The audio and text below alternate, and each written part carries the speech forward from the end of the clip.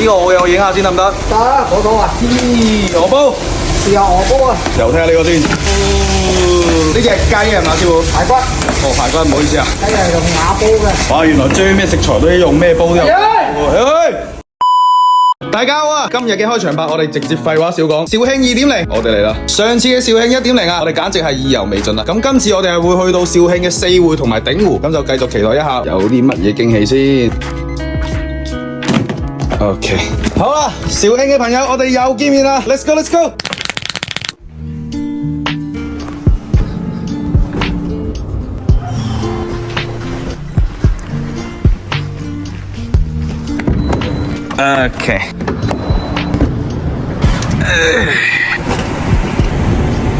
Go Go Go！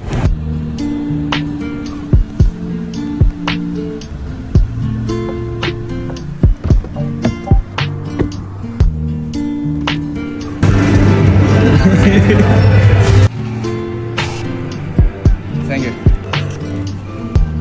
你今日可唔可以俾我體驗一下做老細嘅感覺 ？Surprise！ 得幾日體驗時間㗎咋？可以。OK。阿小盧啊，嗰個空調開大啲啊。好嘅，老細，我哋出發啦喎，坐穩啲喎。Go Go Go！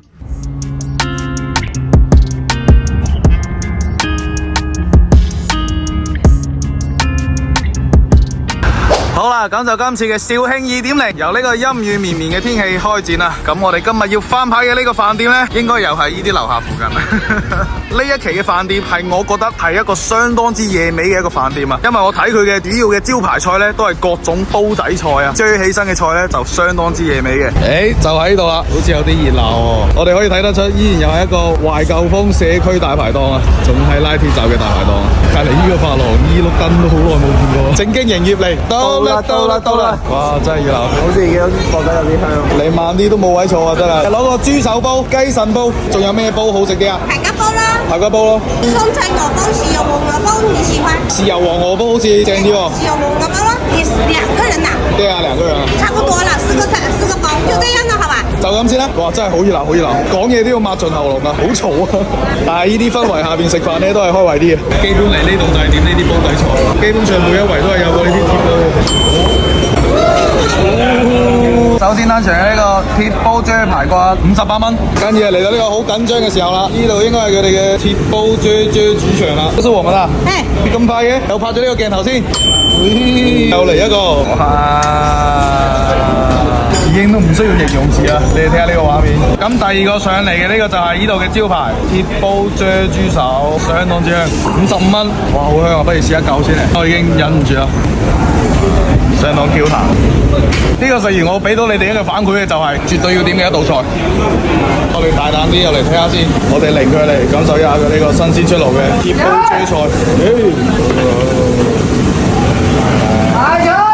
上到台先會開蓋嘅。呢個係咩煲啊，師傅？鵝煲啊！呢個我有影下先得唔得？得，攞到啊！哇！呢個係我哋點嘅鵝煲，鵝煲就唔係攞鐵煲啫嘅喎。哇，好靚啊啲色水。係啊！咦，鵝煲？豉油鵝煲啊！嗰啲豉油鵝煲嚟㗎，嗰啲啊！直接掟碗飯落去無敵啊！又睇下呢個先。呢啲有乜可能唔好食啊？呢隻係雞係嘛，師傅？排骨。哦，排骨唔好意思啊。雞唔係用嗰啲嘅，雞係用瓦煲嘅。我知雞同鵝就係用瓦煲。係啊。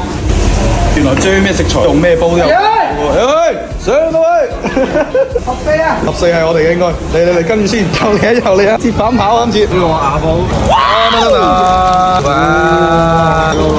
唔係咁樣撈啊！我啱啱喺裏邊學識咗啊！攞近啲啊！嚟！哇！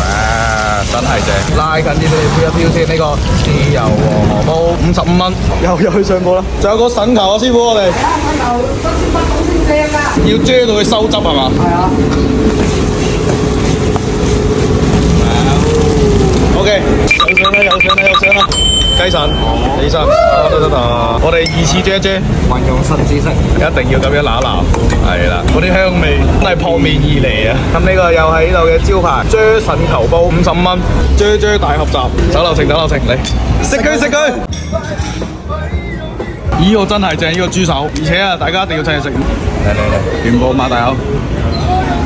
佢撞嘴得嚟又唔係話好難咬喎，真係正，啫腎球。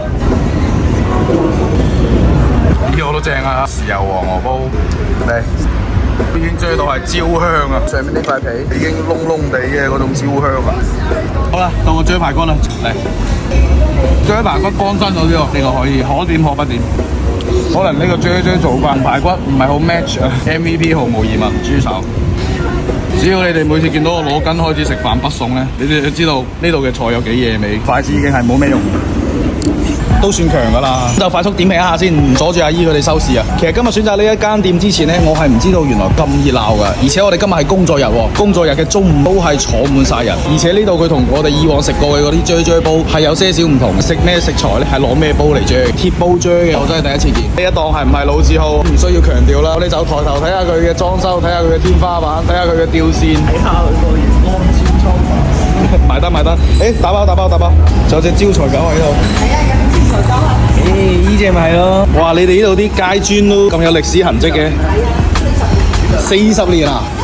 古董㗎。對，真的是很古董誒，無處不在嘅歲月痕跡啊，真係。少了230啊！我說你今天來吃飯吃得挺好的，好多那麼多星星，那就拍得回去了。對吧？230蚊。連着那個古董的地都拍得去了。拜拜。咁今日呢檔啫煲大排檔最後尾嘅埋單係230蚊，平均一煲菜大概50蚊左右。呢一檔復古大排檔都唔係叫復古啦嘛，佢係真古啊，真正嘅古老充滿歷史痕跡嘅飯店呢，同我哋一樣中意捐窿捐罅揾嘢食嘅。咁呢一檔香口嘢，你哋真係唔可以錯過啦。好啦，咁我哋4會嘅第一期分享先到呢度，休息一下，繼續開拆，拜拜。